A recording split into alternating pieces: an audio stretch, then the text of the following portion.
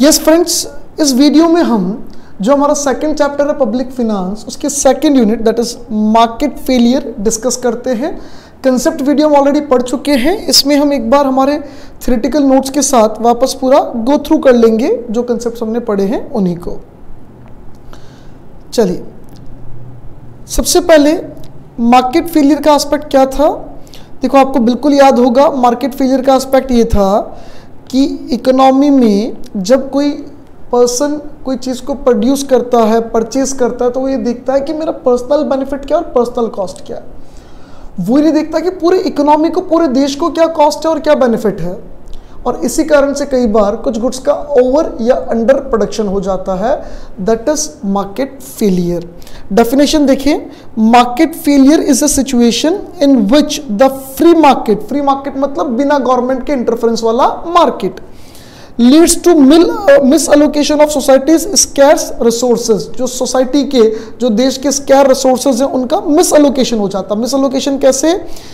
या तो over production हो रहा है या अंडर प्रोडक्शन हो रहा है कुछ पर्टिकुलर गुड्स एंड सर्विसेज का, जिसका मतलब ये निकलता है कि जो हमारे रिसोर्सेज हैं उनका लेस देन ऑप्टिमल आउटकम आ रहा है। जितना हम उस रिसोर्सेज से आउटकम ले सकते थे उसके मुकाबले कम आ रहा है। आप चाहें तो मोर वर्ड यहाँ से हटा दें, हम सिर्फ लेस देन लिख दें तो भी चलेगा, क्योंकि जो ऑप्टिमल आउटपुट होना चाहिए था overall, not for a single commodity, overall जो ऑप्टिमम आउटपुट होना चाहिए था उसके मुकाबले कंपैरेटिवली आउटपुट कम है।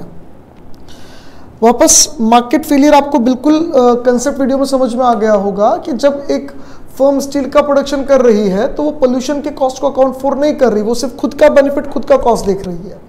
यानी हम सोसाइटी को नुकसान पहुंचा रहे हैं मान लो 500 रुपए का, और उससे सोसाइटी को जो बेनिफिट हो रहा है, जो इनकम अर्न हो रही है, वो मान लो 300 रुपए की हो रही है। तो इस तरह से काम नहीं चलेगा। जितना इकोनॉमी को, पूरे सोसाइटी को, पूरे इन्वायरमेंट को मिलाकर हम नुकसान पहुंचाएंगे उतना ही हमारा बेनिफिट तो होना ही चाहिए।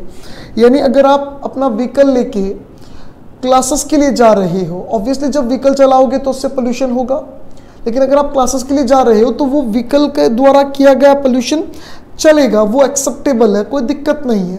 लेकिन आप ऐसे ही किसी के पीछे घूमने जा रहे हो, किसी के घर के चक्कर काट रहे हो, तो आपके द्वारा किया गया पोल्यूशन एक्सेप्टेबल नहीं है। ये देखा जाता है कि ओवरऑल बेनिफिट क्या और ओवरऑल उसका कॉस्ट क्या आ रहा है। तो ओवरऑल बेनिफिट अगर कॉस्ट से ज़्यादा है या बराबर है तब तक एक्सेप्टेबल है, otherwise use of resources acceptable नहीं है। वापस यहाँ देखिए, ये समझाया गया कि जनरल बिलीफ क्या है मार्केट का, कि मार्केट बहुत अच्छे से कॉम्पिटिटिंग होते हैं और प्रॉपरली इकोनॉमी को मैनेज करते हैं, एफिशिएंट होते हैं, कैपेबल होते हैं, achieving optimal allocation of resources. लेकिन कभी कभार पंगा हो सकता है, कभी कभार पंगा हो सकता है जहाँ पे मार्केट मिस एलोकेशन कर दे, और उस सिचुएशन को हम कहते हैं मार्केट फेलियर। मार्केट फेल क्यों होता है? क्योंकि बहुत सी बार मार्केट परफेक्टली कॉम्पिटिटिव नहीं होते। क्लियर है? मार्केट फेलियर क्यों होता है? क्योंकि बहुत सी बार मार्केट परफेक्टली कॉम्पिटिटिव नहीं होते और वहाँ रिसोर्सेज का प्रॉपर यूटिलाइजेशन नहीं हो पाता। फेलियर दो तरीके का होता है, हमने पढ़ा था। एक तो डिमांड साइड मार्केट फेलियर और दूसरा सप्लाई साइड मार्केट फेलियर। जब हमारा डिमांड का ओवरऑल कॉस्ट को कंसिडर नहीं कर रहा है, मतलब वो ये नहीं देख रहा कि पूरे सोसाइटी की टोटल कॉस्ट क्या है, सिर्फ वो खुद के कॉस्ट और खुद के बेनिफिट को देख रहा है। कंज्यूमर, देखो डिमांड साइड है मतलब हम कंज्यूमर यानी खरीदने वाले की व्यू पॉइंट से बात कर रहे हैं। एक व्यक्ति सिर्फ खुद के बेनिफिट को देख रहा है, वो ये नहीं देख रहा कि मेरे कंजम्पशन करने के कारण किसी और को क्या नुकसान होगा। जैसे कोई पर्सन सिगरेट खरीद के एक रोडवेज की बस में यानी पब्लिक प्लेस पे कहीं पे स्मोक कर रहा है, तो वो सिर्फ ये देख रहा है कि देखो मेरे सिगरेट के 20 रुपये लगे, 25 रुपये, वॉट एवर, मुझे नहीं पता कितने लगते हैं, इतने रुपए लगे और उससे मुझे इतना आनंद आ रहा है, हा सिगरेट पी रहा हूँ। वो ये नहीं देख रहा कि मेरे आसपास जो पब्लिक बैठी है वो परेशान हो रही है, उनको नुकसान हो रहा है। मैं जनरली प्रैक्टिकली बोलूँ तो मैं पड़ोसियों को परेशान तो कर ही रहा हूँ, जनरली वो तो परेशान हो ही रहे हैं, साथ ही साथ मैं इन्वायरमेंट को भी हार्म कर रहा हूँ। हम उन कॉस्ट को कंसिडर नहीं करते हैं, यानी हम सिर्फ खुद का बेनिफिट देखते हैं, हम ये नहीं देखते कि हमारे बेनिफिट के कारण दूसरों को क्या नुकसान हो रहा है। डिमांड के अंदर जब वो अपना खुद का और सोसाइटी का पूरा बेनिफिट का एनालिसिस नहीं करता है और वो परचेस करता है, तो उसे अपन बोलते हैं demand side market failure. Similarly जब प्रोड्यूसर, जब फर्म अपने कॉस्ट का प्रॉपर एनालिसिस नहीं करती, वो सिर्फ खुद के कॉस्ट का देखती है, वो ये नहीं देखती कि मेरे साथ साथ बाकी कॉस्ट क्या आ रही है। जैसे कोई स्टील फैक्ट्री अगर स्टील का प्रोडक्शन कर रहा है तो वो ये नहीं देख रहा कि मेरे स्टील बनाने से जो मैं अनट्रीटेड वाटर को नदी में छोड़ रहा हूँ उससे कितना पोल्यूशन हो रहा है, उससे फिशेस मर रही है, उससे फार्मर की खेती खराब हो रही है, उसको जो ड्रिंक करेगा वो बंदा भी बीमार हो सकता है। इन सब चीज़ों को कंसिडर किए बिना जब कोई फर्म अपना सप्लाई कर्व बनाती है तो उसे अपन बोलते हैं सप्लाई साइड मार्केट फेलियर। यानी जब कंज्यूमर अपने बेनिफिट्स का प्रॉपर एनालिसिस नहीं कर पाता, या तो अंडर कर रहा है या ओवर कर रहा है।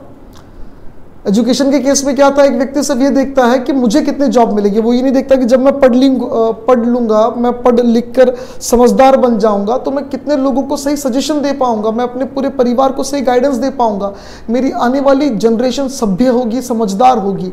ये सब बातों पे वो फोकस नहीं कर पाता, वो सिर्फ ये देखता है कि मेरा कॉस्ट ऑफ स्टडी कितना है, उससे मुझे जॉब कितने की मिल जाएगी। यानी वो प्रॉपर बेनिफिट एनालिसिस नहीं कर पा रहा, वो खुद का सिर्फ मॉनेटरी बेनिफिट देख रहा है, ओवरऑल बेनिफिट का एनालिसिस नहीं कर पा रहा। सिमिलरली जब सिगरेट कंज्यूम कर रहा है तो ये नहीं देख पा रहा कि बेनिफिट के कारण नुकसान भी हो रहा, नेगेटिव बेनिफिट भी आ रहा, तो नेट बेनिफिट कितना होगा उसको वो नहीं देख पा रहा, तो वो डिमांड साइड फेलियर।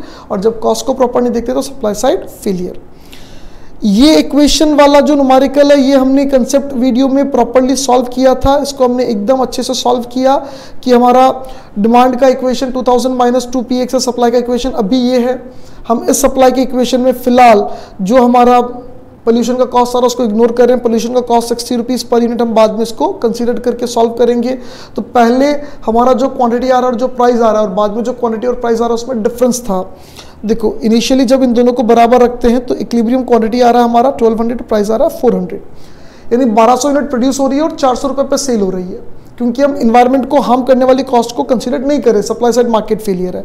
अगर सप्लायर इस कॉस्ट को अपनी इक्वेशन में कंसीडर करता है, ये देखो QS1 हमने नई इक्वेशन बना दी, उसमें माइनस 60 कर दिया प्राइस में से, जो भी प्राइस फर्म को मिलेगा उसमें से 60 रुपये उसको पोल्यूशन के कारण जो नुकसान हो उसका टैक्स देना पड़ेगा, या वाटर ट्रीटमेंट वगैरह पे उसका एडिशनल कॉस्ट आएगा, या तो खुद लक्षण सुधार लेगा नहीं तो गवर्नमेंट टैक्स ले लेगी। की बात है 60 का कुल मिला के उसको एडिशनल पेमेंट करना पड़ेगा, चाहे तो वाटर ट्रीटमेंट पे करे चाहे गवर्नमेंट को करे। ये हमारा डिमांड का इक्वेशन हो गया, ये हमारा सप्लाई का नेट इक्वेशन आ गया सॉल्व होने के बाद। और डिमांड का इक्वेशन तो वो का वही रहा, सप्लाई का इक्वेशन ये रहा। ये एक तो जो सप्लाई का इक्वेशन आ रहा है इसमें शायद छोटा सा मिसप्रिंट है, ये माइनस आएगा बट इट इज़ प्लस, एक तो ये प्लस है, यहाँ पे भी ये माइनस आएगा, इट इज़ प्लस, ये मिसप्रिंट है, यानी -640 plus 4px, this is your equation supply का। तो उससे जो आपका वैल्यू आ रहा है ये यहाँ सही लिखी हुई है, यहाँ पे छोटा सा मिसप्रिंट है, देख लीजिएगा आप।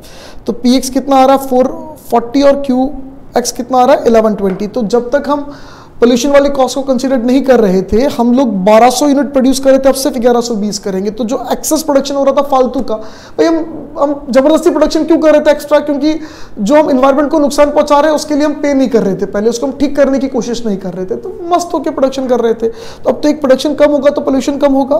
प्राइस भी 400 की जगह 440 हो गया, जिसमें से 60 रुपीज टैक्स जाएगा। तो इस 60 रुपया वापस इन्वायरमेंट को करेक्ट करने के लिए यूज किया जाएगा या वाटर ट्रीटमेंट वगैरह पे यूज किया जाएगा, जिससे इन्वायरमेंट को लॉस ही ना हो। तो एक तो हम प्रोडक्शन कम कर रहे हैं, जो समाज को पोल्यूट कर रहा है उसका हम प्रोडक्शन कम कर रहे हैं, और दूसरा जो पोल्यूशन क्रिएट हो रहा है उसको वापस ठीक करने के लिए प्रोविजन भी रख रहे हैं। 440 में बिकेगा, इसका मतलब ये भी निकलता है कि 40 रुपीज टैक्स का बर्डन कंज्यूमर बियर कर रहा है और 20 रुपीज टैक्स का बर्डन फर्म बियर कर रही है, क्योंकि 400 पहले प्राइस था ना, 440 कंज्यूमर पे कर रहा है, मतलब कंज्यूमर 40 एक्स्ट्रा पे कर रहा है, तो कंज्यूमर के ऊपर टैक्स का बर्डन कितना है 40, और 440 में से 60 तो गवर्नमेंट ले जाएगी टैक्स का, मान लो, तो फर्म के पास कितना बचेगा 380, तो 20 रुपीज का टैक्स पेमेंट फर्म के साइड से हो रहा है। Why do market fails, market fail क्यों होता है, ये देखो यहाँ क्लियरली एक बात लिखी हुई है, ऊपर जो लाइन लिखी हुई है कि pollution cost will be considered only if government intervene, जब तक गवर्नमेंट इंटरवेन नहीं करेगी तब तक कभी भी पोल्यूशन को हम ठीक करने के लिए हम कॉस्ट क्यों बियर करेंगे। हमको ऐसा भी लगेगा कि हम कॉस्ट बियर करें, दूसरी फर्म बियर नहीं कर रही है, हम तो ठीक कर रहे हैं, दूसरी बियर ठीक नहीं कर रही है इन्वायरमेंट को वापस, वाटर ट्रीटमेंट नहीं कर रही है, ट्रीटमेंट नहीं कर रही है, तो हमारी कॉस्ट ज़्यादा आएगी ट्रीटमेंट के कारण, उसकी कॉस्ट कम आएगी, हम तो कम्पीट ही नहीं कर पाएंगे। इसलिए गवर्नमेंट का इंटरफेरेंस करना जरूरी हो जाता है। क्लियर करना, मार्केट फेलियर सिचुएशन ही वह है जहां आपको लगे कि यहाँ तो गवर्नमेंट को आके संभालना पड़ेगा।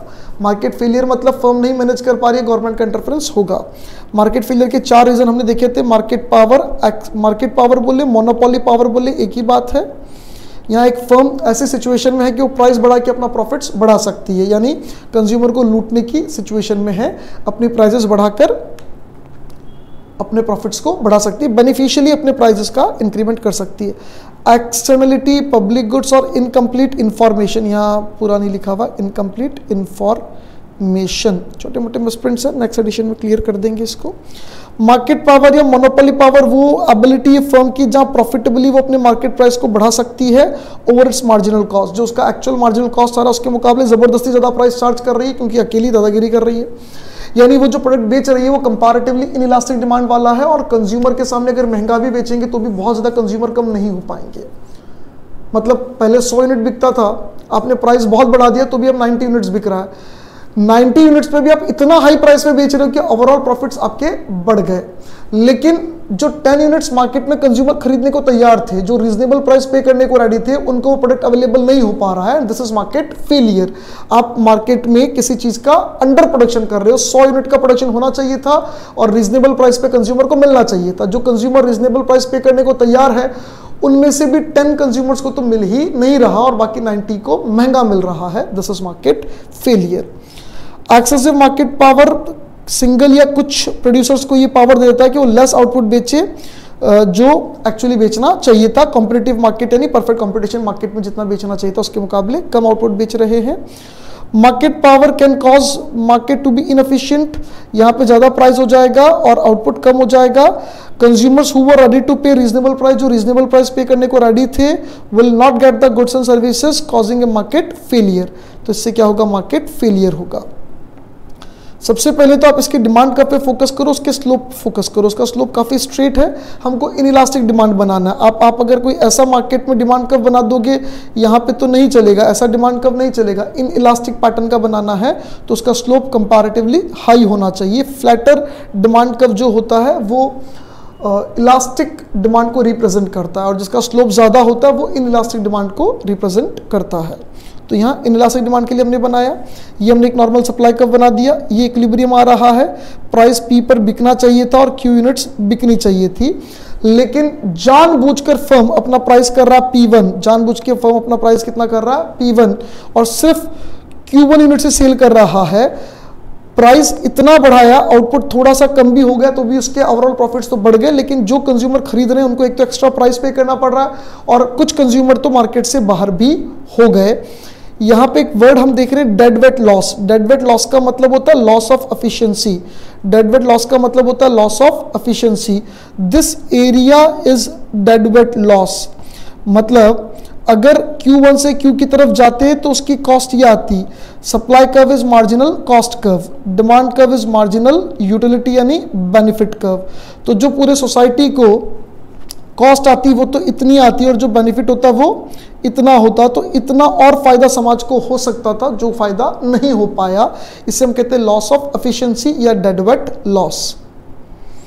Next externalities. एक्सटर्नलिटीज कहता है कि किसी और का बिल हमारे ऊपर फट जाना, मतलब एक्सटर्नल इफेक्ट। जब एक पर्सन कुछ एक्टिविटी कर रहा है उसका इम्पैक्ट दूसरे पे आ रहा है जो कि कोई रिलेशन नहीं रखता पहले वाले एक्टिविटी पे, उसे बोलते हैं externality.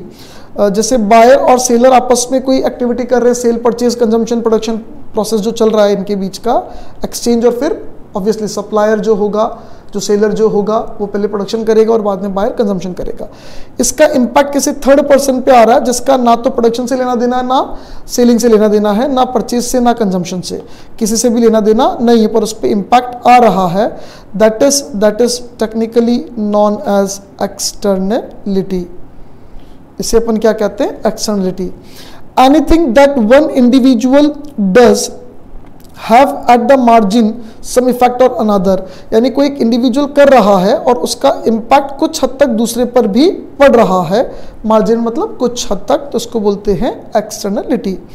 For example, if individual decide to switch from consumption of ordinary vegetable to consumption of organic vegetables, कोई एक व्यक्ति या कुछ लोग ऐसा सोचे कि अब हम ऑर्डिनरी की जगह ऑर्गेनिक वेजिटेबल खाएंगे, तो जो लोग पहले ऑर्गेनिक वेजिटेबल खा रहे थे उसके लिए महंगा हो जाएगा। भाई पहले 100 बंदे ऑर्गेनिक वेजिटेबल खा रहे थे, अब 50 बंदे और मार्केट में एंटर हो गए, तो प्राइसेस तो बढ़ेंगे। अब पुराने वालों ने बेचारों ने कुछ नहीं किया, वो तो खरीद रहे थे, खा रहे थे, लेकिन नए एंटर होने के कारण उनके लिए भी प्राइसेस बढ़ गया। This is technically external effect. पर क्लियर करना, इस एग्जाम्पल का एक्चुअल एक्सटर्नलिटी से कोई लेना देना नहीं है, सिर्फ समझाया गया है कि एक का इम्पैक्ट दूसरे पे आ सकता है। सिर्फ एक्सटर्नल इफेक्ट को समझाने के लिए एग्जाम्पल मॉड्यूल में लिखा है जो हमने यहाँ लिया है। However, we should note that all these operates through price mechanism, hence does not amounts to externality। भाई यहाँ पे कंज्यूमर बढ़ा तो मार्केट में डिमांड बढ़ी, तो ये सब प्राइस मैकेनिज्म के थ्रू ही हुआ। भाई डिमांड सप्लाई तो प्राइस मैकेनिज्म का पार्ट है, तो इसमें तो किसी बाहर वाले ने उंगली की नहीं है। यहाँ तो जो भी उंगली हुई है वो बायर सेलर ने अपने हिसाब से की है। क्लियर है? बाहर वाले को इम्पैक्ट है नहीं, खाली एक्सटर्नल इम्पैक्ट दिखाया कि भाई एक बंदे का इम्पैक्ट दूसरे पे आ सकता है। मॉड्यूल में लिखा एग्जांपल है, इसलिए हम लोगों ने लिया इस बात को समझने के लिए कि एक पर्सन के डिसीजन का इम्पैक्ट दूसरे बंदे पे आता है। But this is not externality, क्योंकि ये सब डिमांड के अंदर, सप्लाई के अंदर जो मार्केट प्रोसेस उसके अंदर ही चल रहा है। However of either consumer or producer results in action of either consumer or producer result in cost or benefit to third person and that do not reflect as a part of the market price। यानी जब किसी का impact दूसरे पे आता है और market price पे कोई इसका इम्पैक्ट नहीं दिखता। जैसे एक बंदे ने सिगरेट पी पब्लिक प्लेस पर, पास में बैठा वाला बंदा पैसिव स्मोकिंग कर रहा है, जबरदस्ती परेशान हो रहा है, ना तो उसने कोई पैसा दिया ना उसको कोई पैसा मिलेगा। साहब तूने पैसे स्मोकिंग की तो पैसा दे या पैसा ले, नहीं, मार्केट प्राइस में उसका कोई इंपैक्ट नहीं है। इस चीज को हम बोलते हैं एक्सटर्नलिटी। जैसे पोल्यूशन था, कोई फैक्ट्री ने प्रोडक्शन में पोल्यूशन कर दिया, वो पोल्यूशन हो गया, जिसको नुकसान हो रहा है, जिस थर्ड पार्टी पर उसका इंपैक्ट आ रहा है, he is neither paying nor getting anything, और जो नुकसान कर चुका है वो भी मस्ती से बैठा है, उसको भी कोई प्राइस पे नहीं करना पड़ रहा। This is known as externality. Such cost और बेनिफिट, कॉस्ट मतलब नेगेटिव एक्सटर्नलिटी, बेनिफिट मतलब positive externality, are not accounted for by the market price called externalities. इनको मार्केट प्राइस में अकाउंटेड नहीं किया जाता है जब तक गवर्नमेंट उंगली नहीं करेगा तब तक, यानी मार्केट फेलियर होगा फिर गवर्नमेंट आएगा। The unique feature of an externality is that it is initiated or experienced not through the operation of price system। यानी डिमांड सप्लाई के सिस्टम में इनका एग्जिस्टेंस नहीं है। स्टील बनाने वाले ने बनाया, खरीदने वाले ने खरीदा, इसने अपना कॉस्ट गिना, उसने अपना बेनिफिट देखा, डिमांड सप्लाई बिक गया, लेकिन जो अनट्रीटेड वाटर उसने नाली में या नदी में छोड़ दिया, जिससे जो नुकसान हो रहा सोसाइटी का, वो ना तो डिमांड में कहीं दिख रहा है, ना सप्लाई में कहीं दिख रहा है, ना तो बेनिफिट्स में कहीं दिख रहा है, ना कॉस्ट में कहीं दिख रहा है, तो वो कहीं भी प्राइस मैकेनिज्म के अंदर दिखता नहीं है। But this happens outside the market. जो ऑर्गेनिक वेजिटेबल वाला एग्जांपल था, वो तो मार्केट में डिमांड सप्लाई के इंपैक्ट में दिख रहा था, तो उसको हम एक्सटर्नलिटी नहीं कहेंगे, उसको सिर्फ ये कहेंगे कि एक का इंपैक्ट दूसरे पर आता है, सिर्फ ये समझने के लिए। एक्सटर्नलिटीज को हम स्पॉइल ओवर इफेक्ट भी बोलते हैं, नेबरहुड इफेक्ट भी बोलते हैं, थर्ड पार्टी इफेक्ट भी बोलते हैं और साइड इफेक्ट भी बोलते हैं। कुल मिला के आउटसाइड इफेक्ट है, तो उसको स्पिल ओवर इफेक्ट यानी बाहर जाने वाला इफेक्ट, नेबरहुड इफेक्ट यानी पड़ोसी के कारण हम पे आया इफेक्ट, थर्ड पार्टी इफेक्ट यानी थर्ड पर्सन पे होने वाला इफेक्ट यानी साइड इफेक्ट, कुछ भी नाम दे एक ही बात है। एक्सटर्नलिटी यूनिडायरेक्शनल भी हो सकती है और रेसिप्रोकल भी हो सकती है। इसके दो एग्जांपल आगे दे रखे हैं। वैसे हमने कंसेप्ट वीडियो में देख लिया था कि जब एक बंदा वर्कशॉप चला रहा है और एक बंदा बेकरी का शॉप चला रहा है, बेकरी के शॉप से धुआं आ रहा है और वर्कशॉप से नॉइज आ रहा है, तो दोनों एक दूसरे को परेशान कर रहे हैं, ये हो गया रेसिप्रोकल। और यूनिडायरेक्शनल मतलब जैसे कोई सीए का ऑफिस है और पास में कोई डांस स्टूडियो है, डांस इंस्टीट्यूट वाला म्यूजिक चला रहा है और परेशान कर रहा है, सीए वाला बेचारा परेशान हो रहा है, अकाउंटेंट परेशान हो रहा है इससे लाउड म्यूजिक से, तो इसको अपन वन डायरेक्शनल बोल देंगे, क्योंकि सीए वाला वापस परेशान नहीं कर रहा। सीए बेचारे शरीफ अच्छे लोग होते हैं, परेशान वैसे भी नहीं करते। एक्सटर्नलिटी चार तरीके का हो सकता है, एक तो प्रोडक्शन और एक कंजम्पशन। प्रोडक्शन प्रोसेस का इंपैक्ट बाहर जा सकता है, कंजम्पशन प्रोसेस का इंपैक्ट बाहर जा सकता है। प्रोडक्शन प्रोसेस का इंपैक्ट पॉजिटिव भी जा सकता है, नेगेटिव भी जा सकता है। कंजम्पशन प्रोसेस का इंपैक्ट पॉजिटिव भी जा सकता है, नेगेटिव भी जा सकता है। तो चार हो गया, एक तो प्रोडक्शन का नेगेटिव, एक प्रोडक्शन का पॉजिटिव, कंजम्पशन का नेगेटिव और कंजम्पशन का पॉजिटिव। इन चारों के एग्जांपल्स आप प्रॉपर्ली समझ लेना, वो बहुत जरूरी है। नेगेटिव प्रोडक्शन एक्सटर्नलिटी, प्रोडक्शन की नेगेटिव एक्सटर्नलिटी जो हम लोगों ने एग्जांपल लिया हमारा स्टील फैक्ट्री वाला पोल्यूशन वाला वो यहाँ दे रखा है। यहाँ एल्यूमिनियम फैक्ट्री का बोल दिया, अनट्रीटेड वेस्ट वाटर वगैरह को नदी में छोड़ना उसका पोल्यूशन, वो पूरा डिटेल में एग्जांपल दे रखा है। डिटेल में आप प्रॉपरली इसको पढ़ लेना प्रॉपर, सिर्फ ये मत लेके आना पोल्यूशन नंबर नहीं मिलेंगे, प्रॉपर डिटेल में आपको पूरी कहानी लिखनी पड़ेगी एलोबरेट करके। नेगेटिव प्रोडक्शन मतलब प्रोडक्शन प्रोसेस का इंपैक्ट बाहर जा रहा है और वो इंपैक्ट कैसा है, नेगेटिव है। उसके बाद पॉजिटिव प्रोडक्शन मतलब प्रोडक्शन प्रोसेस का इंपैक्ट जा रहा है और वो पॉजिटिव जा रहा है। इसका एग्जांपल आपको दे रखा है, अगर कोई फर्म ट्रेनिंग देती है अपने एम्प्लॉयज़ को, तो एम्प्लॉयज़ बाहर जाकर दूसरी फर्म में भी अगर कभी नौकरी छोड़ के जाएंगे तो दूसरी फर्म में बताएंगे कि हमारे यहाँ वो ट्रेनिंग हुई थी और हम इस तरीके से काम कर सकते थे, आप भी ऐसे काम करो। यानी एक फर्म ने अपने एम्प्लॉयज़ को ट्रेनिंग दी, दोनों का आपस का मामला हो गया। अब वो बाहर जाकर थर्ड फर्म को भी उसका बेनिफिट दे रहा है, तो उसको अपन बोलेंगे एक्सटर्नलिटी और पॉजिटिव है। जैसे अगर कोई बी कीपर है और पास में कोई ऑरेंजेस रख रहा है, तो बी कीपर के कारण होने के कारण वो बीज बार बार ऑरेंजेस वाले पेड़ों पौधों पे मूव करेगी, घूमेगी इधर उधर पेड़ों पे, तो उससे कुछ एक शब्द है पॉलिनेशन, मतलब वो यहाँ से कुछ उठाती है बीज और वापस दूसरे पेड़ पे छोड़ देती है, फूलों से सक करती है, फिर आगे, ये बचपन में साइंस में हमने पढ़ा था, जिस कारण से कहीं ना कहीं ऑरेंजेस की प्रोडक्टिविटी बढ़ जाती है पॉलिनेशन के through. Positive production activity is received in consumption when individual raises an attractive agriculture farm and the person walking by enjoying the garden। एक बंदे ने अपने घर के बाहर बढ़िया सा खेत टाइप डेवलप कर लिया प्रॉपर्ली और एक बंदा बाहर से निकल रहा है, उसको देख रहा है, वो भी एंजॉय कर रहा है। ठीक है। नेगेटिव कंजम्पशन एक्सटर्नलिटी, वो सिगरेट वाला एग्जांपल लिख देना आप नेगेटिव कंजम्पशन के अंदर, सिंपल सा एग्जांपल हमारा सिगरेट वाला।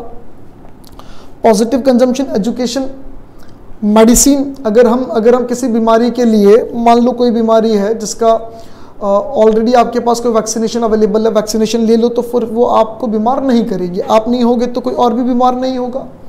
मतलब अगर आपने वैक्सीनेशन लिया तो आपको तो बेनिफिट है कि आप बीमार नहीं पड़ोगे, लेकिन अब आप इतने लोगों से मिलोगे वो लोग भी बीमार नहीं पड़ेंगे, दिस इज एक्सटर्नल बेनिफिट जो बाकी लोगों को मिलेगा। Private cost and social cost, जो कॉस्ट हम पे करेंगे वो प्राइवेट, प्लस इसमें हम एक्सटर्नल जो दूसरे बियर करेंगे उनको भी अगर हम इंक्लूड कर दे पोल्यूशन वगैरह की, तो ये हो जाती है टोटल मिला के सोशल। सोशल मतलब जो पूरी सोसाइटी बियर करती है, इसमें आप भी इंक्लूड हो गए, even you are a part of the society. तो social cost is equal to private cost plus external cost, दोनों को मिलाकर सोशल कॉस्ट होता है। हमको डिटेल में आगे डिस्कस करना है सिर्फ नेगेटिव एक्सटर्नलिटी को, वो भी नेगेटिव प्रोडक्शन को, यानी पोल्यूशन वाले को, इसलिए उसका हमको डायग्राम यहाँ पे दे रखा है। देखो पोल्यूशन हो रहा है तो जो बेनिफिट प्राइवेट होगा वही बेनिफिट सोशल होगा, क्योंकि स्टील जो यूज करेगा उसको जो फायदा होगा वही सोसाइटी का फायदा। भाई प्रोडक्शन के अंदर पोल्यूशन हो रहा है ना, कंजम्पशन में तो कुछ हो ही नहीं रहा, तो जो बेनिफिट जो यूटिलिटी कंज्यूमर को मिलेगी वही पर्सनल भी होगी और वही सोशल भी होगी। हाँ, प्राइवेट कॉस्ट के मुकाबले सोशल कॉस्ट ज़्यादा होगा, और ये प्राइवेट सोशल कॉस्ट का ये जो गैप मैं हाईलाइट कर रहा हूँ ये नेगेटिव एक्सटर्नलिटी है, क्लियर करना। प्रोडक्शन जितना ज़्यादा होता है नेगेटिव एक्सटर्नलिटी उतनी मल्टीपल बढ़ती है, इसलिए इन दोनों का गैप भी बीच में बढ़ता जा रहा है। अब देखो हमारा प्राइवेट बेनिफिट और प्राइवेट कॉस्ट यहाँ इंटरसेक्ट हो रहे हैं, यानी हमारा अभी प्राइस P1 रहेगा और प्रोडक्शन Q1 का होगा, जबकि सोशल बेनिफिट और सोशल कॉस्ट को अगर हम देखें तो वो यहाँ इंटरसेक्ट हो रहे हैं P2 एंड Q2। क्लियर है? तो प्रोडक्शन होना चाहिए था Q2 जबकि Q1 हो रहा है, होना चाहिए था Q2 जबकि Q1 हो रहा है। Q1 होने के कारण आप देखो वहाँ पे हमारी जो सोशल कॉस्ट है वो ज़्यादा है और सोशल बेनिफिट है वो कम है, तो इतना हमको ज़बरदस्ती नुकसान हो रहा है, हम इतना नुकसान ज़बरदस्ती उठा रहे हैं, this is loss of welfare, या इसको हम डेड वेट लॉस भी बोल सकते हैं। नुकसान हम जबरदस्ती उठा रहे हैं, प्रोडक्शन ओवर प्रोडक्शन कर रहे हैं, ओवर प्रोडक्शन के कारण जो सोशल बेनिफिट्स मिल रहे हैं वो कम है और वहाँ सोशल कॉस्ट ज़्यादा है, तो जो लॉस हो रहा है that is loss of welfare.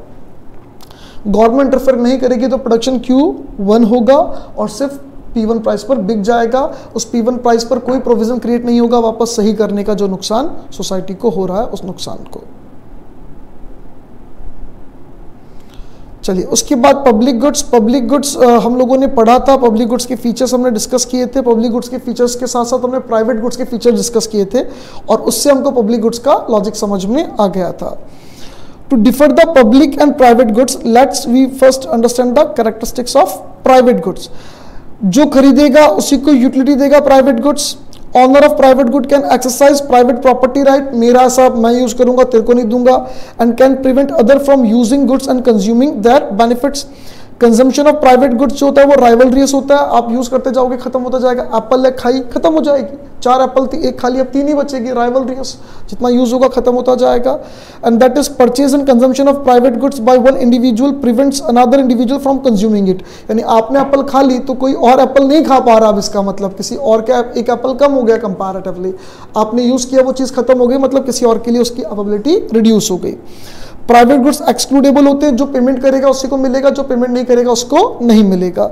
It is possible to exclude और प्रिवेंट कंज्यूमर फ्रॉम, जो पे नहीं कर रहा. क्लियर करना, इसके जस्ट उल्टे होंगे पब्लिक गुड्स के केस में.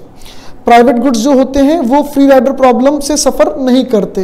देखो पब्लिक गुड्स क्या होते हैं, नॉन एक्सक्लूडेबल होते हैं. नॉन एक्सक्लूडेबल मतलब पेमेंट नहीं करोगे तो भी आपको बेनिफिट मिलेगा. जैसे रोड है तो रोड बनाने के लिए आपको पैसा अलग से देने की जरूरत नहीं है, गवर्नमेंट रोड बनाएगी तो आप भी उसका आनंद लोगे. गवर्नमेंट के पार्क्स हैं, आपको कुछ अलग से पेमेंट करने की जरूरत नहीं है. सोसाइटी पार्क जो गवर्नमेंट बनाती है उसमें बेनिफिट आपको भी मिलेगा, आप पैसा नहीं दोगे तो भी आप उस पार्क में घूमोगे.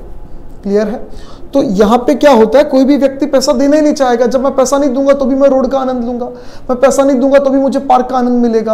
आप पैसा दोगे तो भी मिलेगा, मैं पैसा नहीं दूंगा तो भी मुझे मिलेगा. तो आपको क्या लगेगा थोड़े दिनों में कि हमारे सर पे कौन सा सी लिखा है जो हम पेमेंट करें, हम भी पेमेंट क्यों करें. तो फ्री राइडर प्रॉब्लम ये कहती है कि फ्री वाला जब राइड कर सकता है तो कोई भी पेमेंट करना नहीं चाहेगा और वहां मार्केट फेल हो जाएगा. मार्केट डिमांड कब प्राइवेट गुड्स का जो होता है वो सभी इंडिविजुअल के सबमिशन से होता है, पब्लिक गुड्स में ऐसा नहीं होता. मुझे लगता है कि हमारे शहर में एक एयरपोर्ट होना चाहिए, मिस्टर एक्स को भी लगता है कि शहर में एक एयरपोर्ट होना चाहिए, मिस्टर वाई को भी लगता है हमारे शहर में एक एयरपोर्ट होना चाहिए. इसका मतलब ये नहीं कि हम तीनों को 3 एयरपोर्ट चाहिए, तीनों को मिलाकर एक ही एयरपोर्ट चाहिए, एक से तीनों का काम हो जाएगा अगर किसी शहर में एयरपोर्ट नहीं है तो. क्लियर है. यहाँ क्लियर कर लेना, प्राइवेट गुड्स में क्या होता है, मेरे को 1 किलो एप्पल चाहिए, एक्स को 1 किलो चाहिए, वाई को 1 किलो चाहिए, तो तीनों को मिलाकर कितना चाहिए 3 किलो. पर मेरे को एयरपोर्ट चाहिए, उसको भी एयरपोर्ट चाहिए, उसको भी एयरपोर्ट चाहिए, मतलब शहर में 3 एयरपोर्ट नहीं चाहिए, एक ही चाहिए. हम कलेक्टिवली उसको यूज कर लेंगे. पब्लिक गुड्स वैसे भी कलेक्टिव कंजम्पशन गुड्स कहलाते हैं, जिनको 1954 का जो एक पेपर था the pure theory of public expenditure, उसमें सबसे पहले पॉल ए सैमुअल्सन ने हाईलाइट किया था. उसके बाद आगे इसमें क्या लिखा हुआ है, all private goods and services can be rejected. ये रिजेक्टेबल भी होते हैं, आपको नहीं चाहिए तो आप मना कर दो, मेरे को नहीं चाहिए. पब्लिक गुड्स में आप ऐसा भी नहीं कर सकते. अब अगर एयरपोर्ट आपके शहर में बनेगा तो बनेगा, 2 जने बोले नहीं नहीं यार हमारे शहर में एयरपोर्ट तो नहीं बनना चाहिए, फ्लाइट्स उड़ेगी, रात को डर लगेगा, छत पे सोएंगे तो कोई फोटो खींच ले छत पे सोते हुए, तो आपके मना करने से नहीं चलेगा, आप रिजेक्ट नहीं कर सकते. नॉन रिजेक्टेबल होते हैं पब्लिक गुड्स. प्राइवेट गुड्स आपको नहीं पसंद, आप मना कर दो, साहब मेरे को नहीं चाहिए. पब्लिक गुड्स गवर्नमेंट देगी, सबको देगी, आप मना नहीं कर सकते हो. Additional resource cost involve in producing and supplying additional quantities zero. Public goods में जीरो, प्राइवेट में एडिशनल कॉस्ट होती है.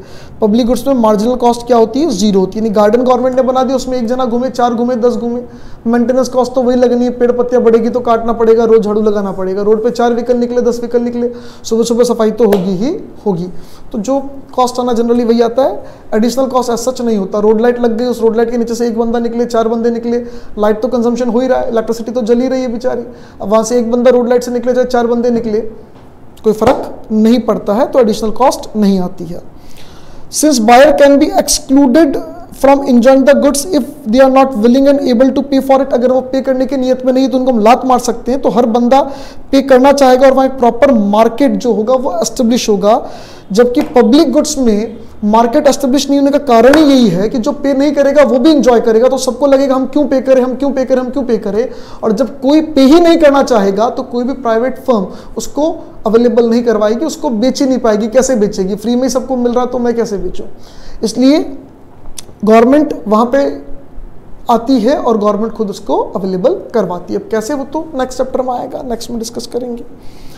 यस, पब्लिक गुड्स जो होते हैं वो yield utility to people and our products whose consumption is essentially collective in nature. No direct payment by the consumer is involved in the case of public goods. Direct payment नहीं होता है, सबको आनंद आएगा. Public goods non राइवलरियस होते हैं, public goods non excludable होते हैं, आप किसी को मना नहीं कर सकते, एक के यूज़ करने से दूसरे के लिए ख़त्म नहीं होता। प्योर पब्लिक गुड्स का ये डेफिनेशन है।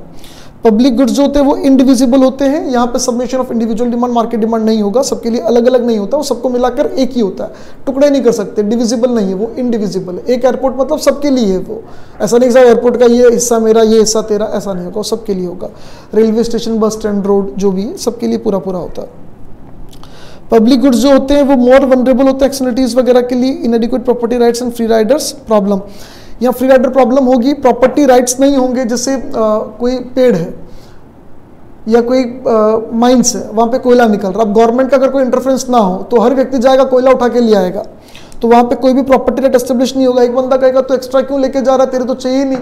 दूसरा कहेगा तेरे बाप के हैं जो लेके जा रहा हूँ, मेरी मर्जी है कि जितने लेके जाऊँगा, तेरा क्या जाता है रे। तो वहाँ पे प्रॉपर्टी राइट्स नहीं हो सकते कि ये मेरा ये तेरा, ये मेरा ये तेरा कब होगा, जब गवर्नमेंट आएगी और गवर्नमेंट कहेगी अब हम जमीन का ऑक्शन करेंगे साहब, ये जमीन सारी हम हमारे कब्जे में रखेंगे, हम ऑक्शन करेंगे। जिसको माइंस चाहिए वो हमसे पहले परमिशन लो कोयला निकालने के लिए, हम परमिशन देंगे तो ही आप कोयला निकालोगे, जितनी परमिशन देंगे उतना ही निकालोगे। क्लियर है। तो प्रॉपर्टी राइट्स वहां नहीं एस्टेब्लिश हो पाते, इसलिए गवर्नमेंट को आके करवाने पड़ते हैं। Once a public goods is provided, additional cost उसकी मार्जिनल कॉस्ट जीरो आती है, एडिशनल कॉस्ट नहीं आती है।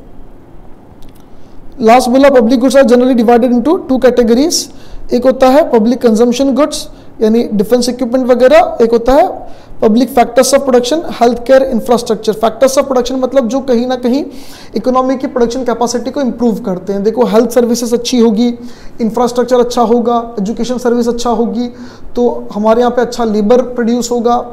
फर्म इंफ्रास्ट्रक्चर है, रोड वगैरह अच्छी है, तो फर्म को अपना गुड्स ट्रांसपोर्ट करने में सहूलियत होगी, ईजीनेस होगी, तो कहीं ना कहीं इकोनॉमी का प्रोडक्टिव कैपेसिटी इंप्रूव होगा। तो इसको हम बोलते हैं public factors of production. Defence से प्रोडक्टिव कैपेसिटी में तो कोई इफेक्ट आता नहीं है, तो उसको हम बोलते हैं पब्लिक कंजम्पशन गुड्स। फिर हमने इस तरीके से कैटेगराइज किया पब्लिक गुड्स के लिए, excludable, non excludable, rivalrous, non rivalrous. First category में आ गया वो जो एक्सक्लूडेबल भी और राइवलरियस भी यानी प्राइवेट गुड्स। बी कैटेगरी में क्या आ गया, जो नॉन एक्सक्लूडेबल है लेकिन राइवलरियस है, आप मना तो नहीं कर सकते पर खराब हो जाएंगे, नेचुरल रिसोर्सेज, कॉमन रिसोर्सेज जो होते हैं। सी कैटेगरी में क्या आ गया, जो एक्सक्लूडेबल है प्लस नॉन राइवलरियस है, एक्सक्लूडेबल भी है और नॉन राइवलरियस भी है, मना तो कर सकते हो पर खराब नहीं होंगे। इसमें आता है club goods, cinema, television, satellite park वगैरह। देखो सिनेमा टेलीविजन, एक नए बंदा अगर टाटा स्काई लगा ले या डिश टीवी लगा ले तो उससे पुराने वाले की डिश टीवी टाटा स्काई का विजन खराब नहीं होगा, उतना ही दिखेगा, लेकिन पैसा नहीं दोगे तो नहीं लगेगा। एक्सक्लूडेबल तो है पर नॉन राइवलरियस है। इसमें क्लब गुड्स वो होते हैं जिनको same as it is create किया जाता है, जैसे एक जिम है, जिम इज क्लब गुड्स। अब ये जिम के लिए क्या बोलता है कि भैया पैसा दोगे तो एंट्री मिलेगी, बाकी नहीं मिलेगी। नॉन राइवलरियस ऐसे हैं कि अगर एक जिम में बहुत ज़्यादा लोग आ जाए तो सेम टू सेम ऐसी कैसी एक जिम और क्रिएट हो जाएगी, वहां जाके कर लो, तो इनको हम रिक्रिएट कर सकते हैं सिमिलर काइंड क्वालिटी के साथ, तो इसलिए इनको हम बोलते हैं नॉन राइवलरियस। जैसे इसने सी कैटेगरी में बोला, goods in C category are non rival in consumption but are excludable. These there are also known as club goods. Admission to a cinema, swimming pool, music concert etc. have potential for exclusion. पैसा दोगे तो ही entry मिलेगी, बाकी नहीं मिलेगा। But if there is no conjunction, each individual admitted may consume the service without subtracting from the benefit of other. यानी अगर आप थिएटर में मूवी देखने गए, दूसरे 5-10 बंदे और देखने आ गए, तो उनके देखने से आपका मूवी कम दिखेगी ऐसा नहीं होगा, उनके देखने से आपका आनंद कम नहीं होगा। हाँ, अगर कोई अच्छा बंदा पड़ोस में आ जाए तो आनंद बढ़ सकता है, वो अलग बात है, पर किसी और के थिएटर में आने से आपका आनंद कम नहीं होता up to the limit of consumption. और कंजक्शन लिमिट पे आ जाए तो सेम टू सेम थिएटर नया क्रिएट किया जा सकता है और वहाँ पे वापस मूवी दिखाई जा सकती है। डी कैटेगरी है pure public goods. Pure public goods दुनिया में प्रैक्टिकली एग्जिस्टेंस में नहीं आते। नेशनल डिफेंस के लिए भी नीचे वापस लिखा गया है कि प्योर पब्लिक गुड्स नहीं होते हैं। आप अगर आसाम में डिफेंस सर्विसेज को ज़्यादा एम्प्लॉय करोगे, मतलब आर्मी को ज़्यादा एम्प्लॉय करोगे, तो जम्मू कश्मीर का डिफेंस कहीं ना कहीं कॉम्प्रोमाइज़ कर जाएगा। चाइना बॉर्डर पे ज़्यादा अगर आप आर्मी लगाओगे तो पाकिस्तान बॉर्डर कॉम्प्रोमाइज़ कर जाएगा, इन इम्पैक्ट तो आएगा ही आएगा। एक्सक्लूडेबल तो है ही है। प्योर इम्प्योर पब्लिक गुड्स यहाँ क्लियरली बता रखा कि भैया pure public goods is just a माइथ।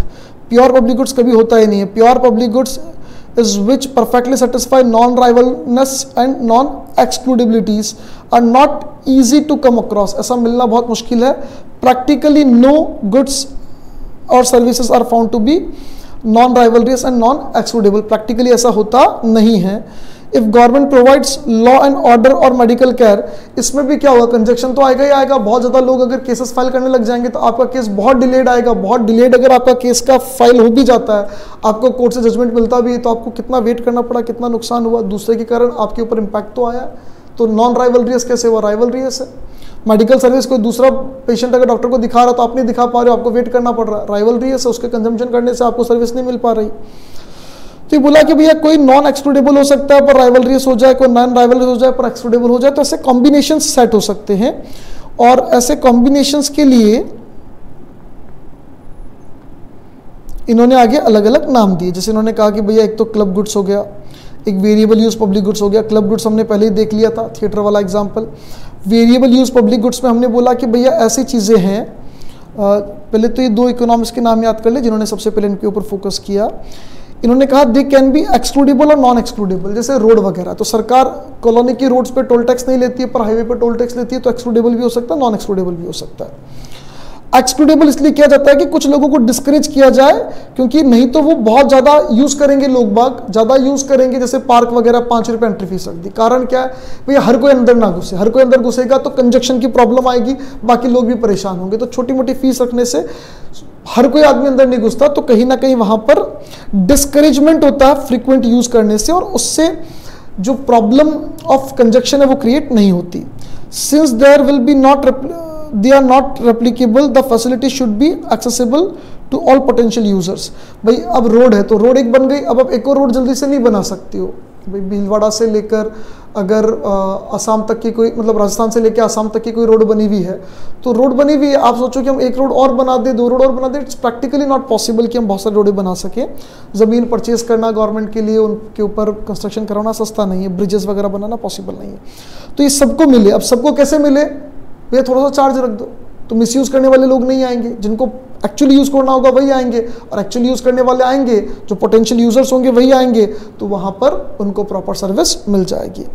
Exclude करना क्यों जरूरी है, क्योंकि the reason is the possibility of congestion. अगर हम एक्सक्लूड नहीं करेंगे तो कंजक्शन होगा और लार्ज नंबर ऑफ व्हीकल्स आ जाएंगे, और जिनको एक्चुअली चाहिए उनका बेनिफिट कंपैरेटिवली कम हो जाएगा। कॉजी पब्लिक गुड्स वो पब्लिक गुड्स हैं जिनका पैसा तो देना पड़ेगा, लेकिन बेनिफिट आपके साथ साथ सोसाइटी को मिलता है, पर्सनल बेनिफिट भी और सोशल बेनिफिट भी। पैसा तो देना पड़ेगा लेकिन सोशल बेनिफिट बहुत ज़्यादा। वैक्सीनेशन वाला, एजुकेशन वाला एग्जाम्पल यहाँ पे सेट होता है, एजुकेशन और वैक्सीनेशन वाला एग्जाम्पल यहाँ पे प्रॉपरली सेट होता है। कॉजी पब्लिक गुड्स और services also called near public goods, education, health services हमने बोला यहाँ पे। It is easy to keep people away from them by charging price or fee. However, it is undesirable to keep people away from such goods. पैसा लेंगे तो लोग बाग नहीं आएंगे, उसमें पॉसिबल है, इनको हम एक्सक्लूडेबल कर सकते हैं, लेकिन हम चाहते नहीं एक्सक्लूडेबल हो। एजुकेशन तो सबको मिले, क्योंकि जिसको एजुकेशन मिलेगी उसके साथ साथ बाकी सोसाइटी को बहुत बेनिफिट है, एक्सटर्नल बेनिफिट बहुत ज़्यादा है। हम चाहेंगे हेल्थ केयर सर्विस सबको मिले, कोई बीमार ना पड़े, वैक्सीनेशन सबको मिले, क्योंकि अगर एक बंदा वैक्सीनेशन लेगा तो बहुत सारों को बेनिफिट देगा। तो हम ये चाहते हैं कि हम एक्सक्लूड ना करें, इसलिए गवर्नमेंट एंटर होती है और सबको फ्री में प्रोवाइड कराने की कोशिश करती है। इसमें प्राइवेट बेनिफिट मिलेगा स्टूडेंट को, जो एजुकेशन वाली बात है, सीए कोर्स का एग्जांपल लिया।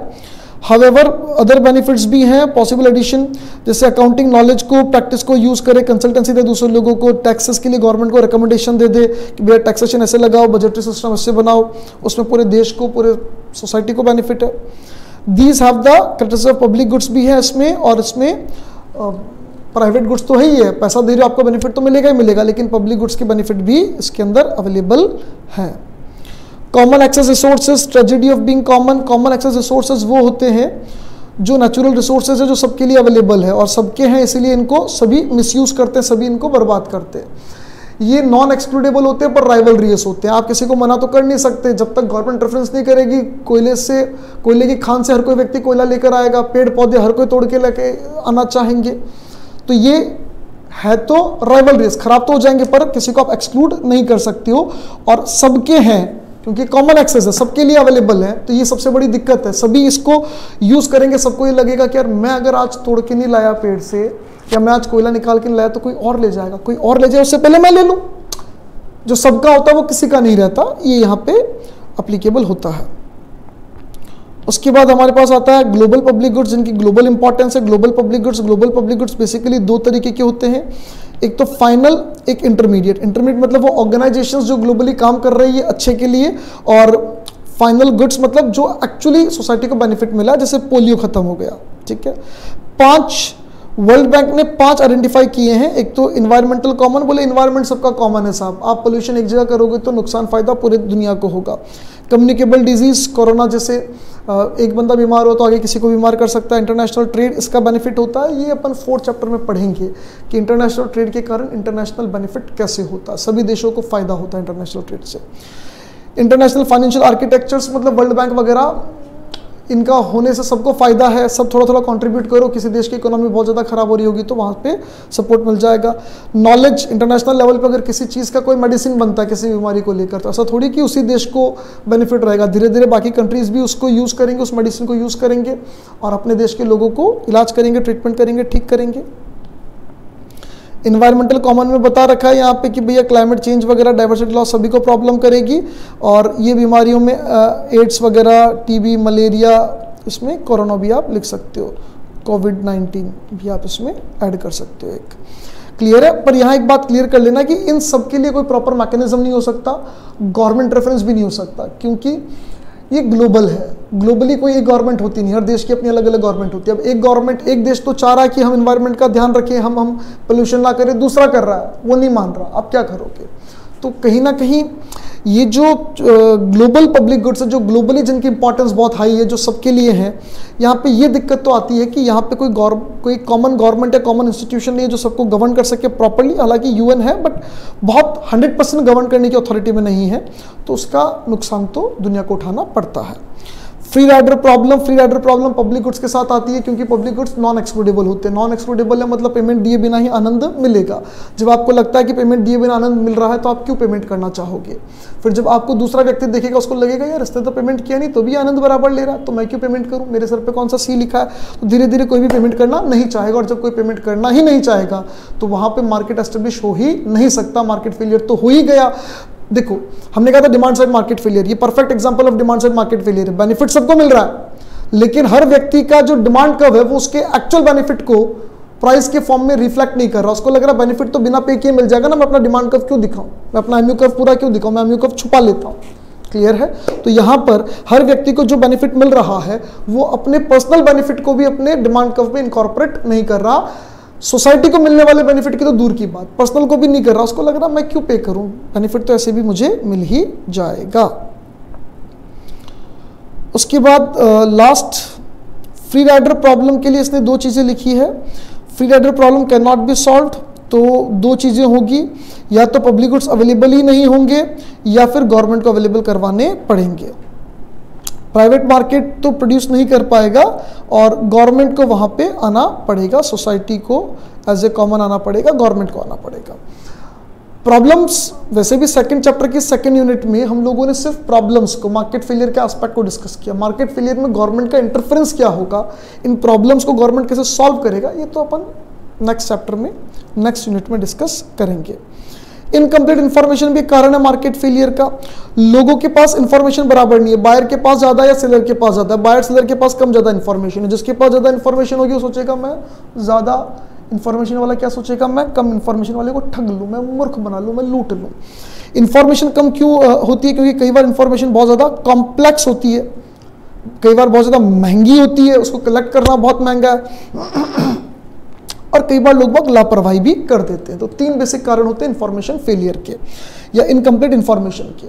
आपको कोई डॉक्टर बता दे कि साहब ये बीमारी है, अपनी बायोलॉजिकल टर्म्स के अंदर आपको समझा भी दे, तो आपको बाटा कुछ समझ में नहीं आना जनरली, मतलब पता नहीं पड़ेगा। डॉक्टर बोल दे कि आपका ये हुआ और वो हुआ, जो उनकी भाषा होती है उसमें प्रॉपरली आपको बोल दे, उसी लैंग्वेज में पूरी इन्फॉर्मेशन दे दिया, आपको क्या समझ में आ रहा है? कुछ समझ में नहीं आएगा। इन्फॉर्मेशन इज कॉम्प्लेक्स, एक्सपेंसिव है। पूरे मार्केट में आप कहीं गए, मान लो आप सपोज अहमदाबाद गए, आपको वहाँ खाना खाना है, तो आपको पता करना बेस्ट रेस्टोरेंट कौन सा। तो आपने सोचा अहमदाबाद में मान लो 1 करोड़ पब्लिक रहती है, 50 लाख 70-80 लाख पब्लिक कुछ रहती होगी। तो जो पब्लिक रहती है उनमें से हम एक काम करते हैं, हम लोग 50,000 को पूछते हैं कि कहाँ पे खाना खाना अच्छा है। तो 50,000 लोगों को पहले आप पूछो, फॉर्म बनाओ, फॉर्म भरो, उससे अच्छा तो खाना ही खा लो ना यार, इतनी महंगी इन्फॉर्मेशन क्या काम की, एक्सपेंसिव इन्फॉर्मेशन। और कई बार इग्नोरेंट होते हैं लोग, दिमाग नहीं लगाते। Incomplete information technically causes asymmetric information, एक तरफ ज़्यादा एक तरफ कम, एक तरफ ज़्यादा एक तरफ कम। तो जब कम ज़्यादा इन्फॉर्मेशन होती है तो उसको बोलते हैं असिमेट्रिक इन्फॉर्मेशन। उससे दो बातें होती है, एडवर्स सिलेक्शन और मोरल हजार्ड। बायर को पता है, सेलर को पता है कि मैं जो प्रोडक्ट बेच रहा हूँ उसमें कुछ डिफेक्ट है, बायर को नहीं पता।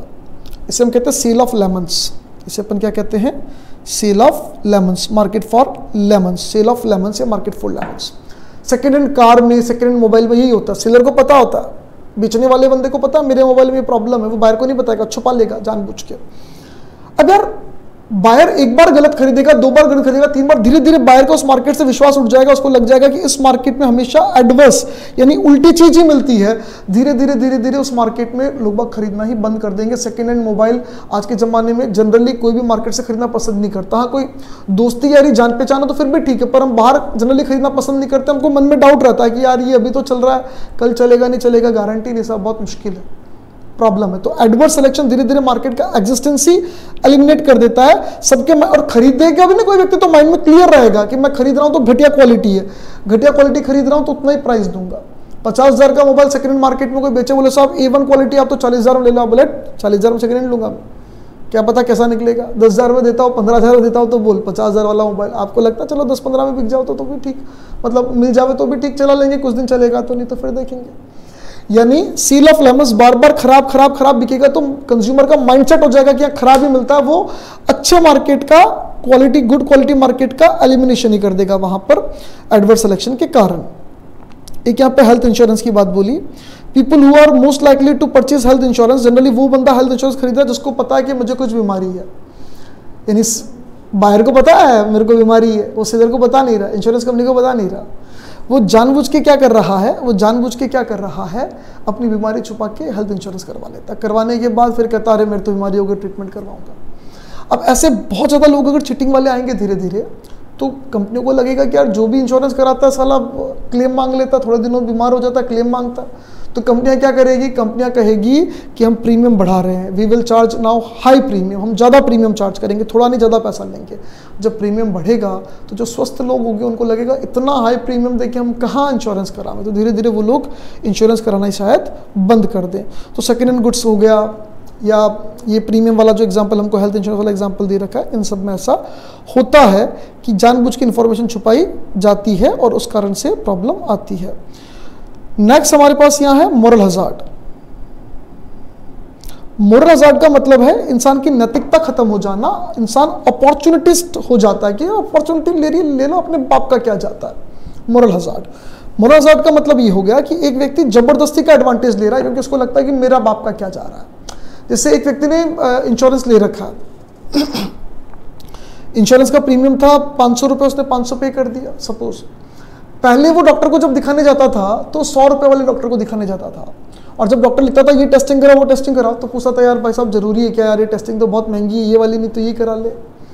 अब वो 100 की जगह 500 वाले डॉक्टर के पास जाता है और डॉक्टर कहता है कि एक टेस्टिंग कराओ, कहता है नहीं नहीं भाई साहब एक क्यों, आप 4 टेस्टिंग करवाओ ना। अरे डॉक्टर साहब एक से क्या होगा, 4 कराओ, मैं कोई रिस्क नहीं लेना चाहता।